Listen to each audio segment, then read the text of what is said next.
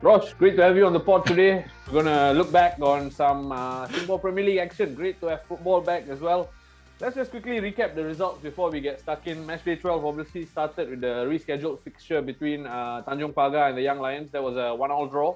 And then the weekend got started in a big way on Friday night at Jurong East as the two title heavyweights played out a 1-1 draw as well. And then on Saturday, it got really interesting with Hougang succumbing to a 4-1 loss to Tanjong Pagar United.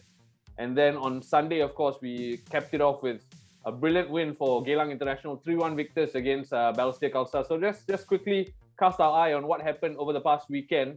Rosh, I want to start with the game you were at the Jurong East Stadium on Friday. What stood out for you? Yeah, first of all, I have to address the fact that it looks like we're wearing some national team uniform here.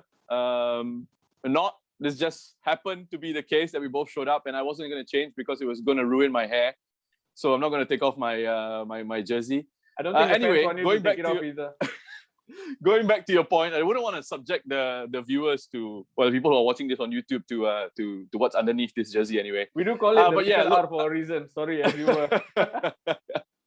No, I just thought it would be nice to look back on the weekend's action in the Singapore Premier League, and that's, as you said, that's exactly why we're doing this show, just the two of us. Starting with that Friday game, which was a big blockbuster of a clash, right? Albirex Niigata coming into it unbeaten, and by the end of it, still unbeaten. And Lion City Sailors, Kim Do-hoon making his debut as head coach of the Lion City Sailors. The starting lineup was actually pretty interesting. I mean, you think about Gabriel Quack, Diego Lopez being left on the bench, and Adam Swandi getting an opportunity from the start. You also had Akari getting a rare start at right back. He did pretty well in that position, although he did give away a penalty, but he played an important part in their overall game plan. And I think when you look at Adam Swandi, I feel sorry for him once again. A talented player, but who's had very hard, difficult luck with injuries. And he went down again very early on in that match. They just really struggled, I think, LCS to get any sort of rhythm going in the first half. I don't think they were very good with the ball. There were lots of sloppy passes, lots of turnovers in possession, and didn't have that player in the first half, I thought, to really sort of control the tempo, really hang on to the ball under pressure, because Albirex were putting them under pressure, and at times Lion City Sailors did try to bypass that by playing longer passes over the top. But really, they struggled to get any sort of rhythm going with the shape and with the intensity that Albirex were playing at. Albirex were, I thought, once again, that first half was excellent. How good and was it should have Sunny, man? Hassan Sani had to be on top form. He had to be on top form. And, he showed us all why he's, Singapore's top goalkeeper, one of Singapore's top goalkeepers.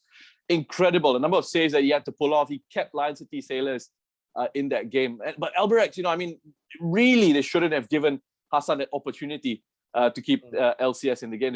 They should have killed them off. It should have been done and dusted by halftime. I think with the quality of the chances that they had, they completely dominated the Sailors. They had really good clear-cut chances, clear-cut opportunities, just couldn't put those away. And then, of course, in the second half, when Kim Do-hoon could make those changes, Diego Lopez coming in.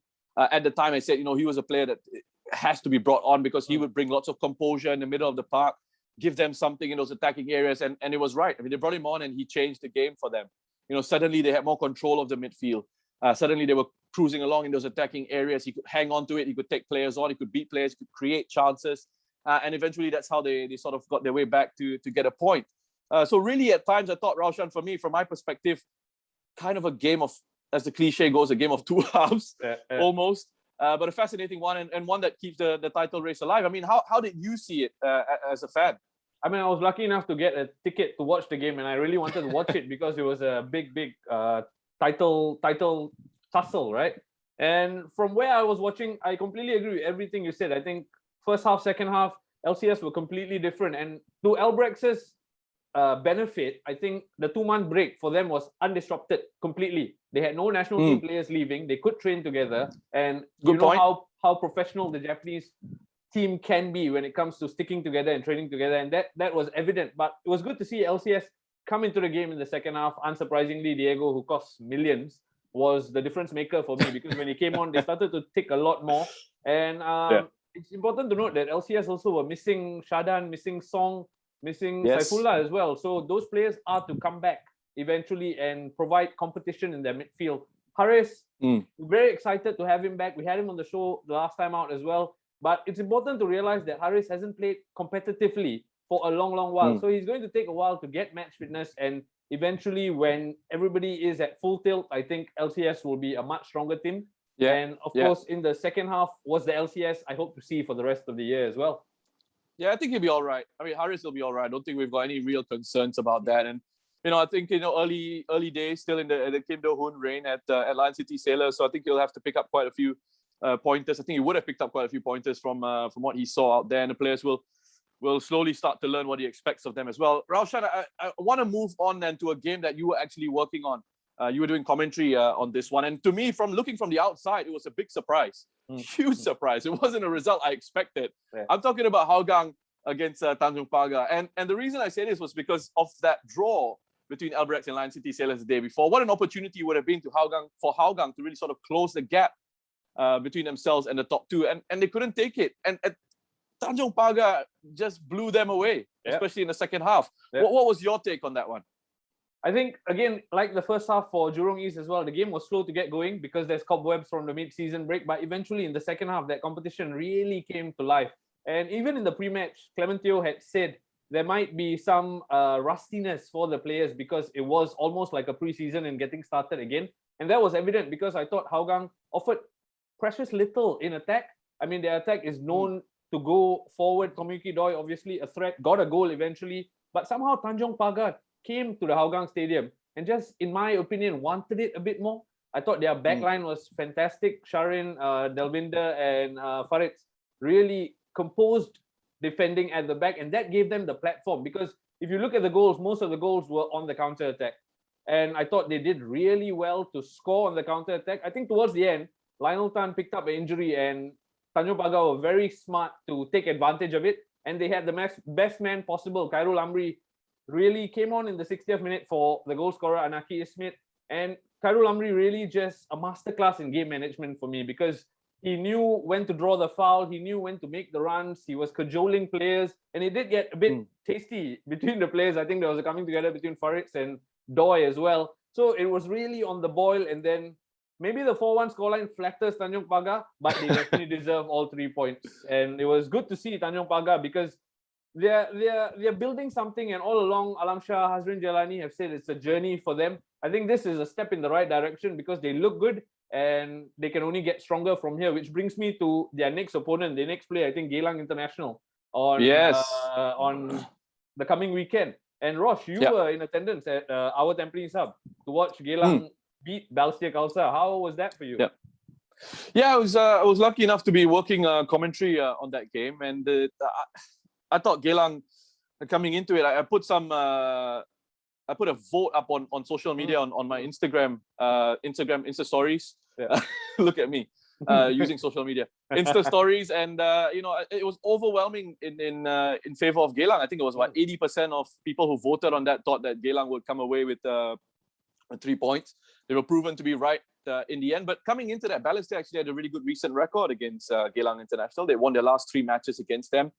This has been a game over the last few seasons or so that's always tended to produce goals, and we weren't disappointed once more as these two sides came together. So I thought Balestier's goal by Zia-ul came against the run of play. Really, they weren't shocking defending. Really, they weren't really into it. I mean, it was Geylang who started out the hungrier. They had good intensity to their play. They created opportunities. There was also a penalty shout. I think Ichikawa had a header back towards the center of the goal, which connected with Bruncevic's arm, which is away from his body.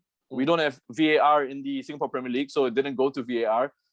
Wasn't given. And then the Balestier go down the other end. And really, with their first real opportunity of the game, they scored through Zia-ul. I mean, credit to him. It was all him. You know, he put Ichikawa under pressure, put him, make sure he felt a little bit hurried and panicked in the area, didn't give up on the chase, and then still to have the quality to finish off a difficult opportunity. I mean, credit to him. But then Geylang sort of regained their composure and got themselves back into it. And the counter-attacking goal was superb, Raushan. Was brilliant to see that sort of goal in the Singapore Premier League. Yeah, they went from from penalty box to penalty box. Three players. Yeah. Maguire wins it in his own penalty area, Yeah. carries it forward a little bit, gives it into Moresh. The first touch by Moresh was the key. This one here.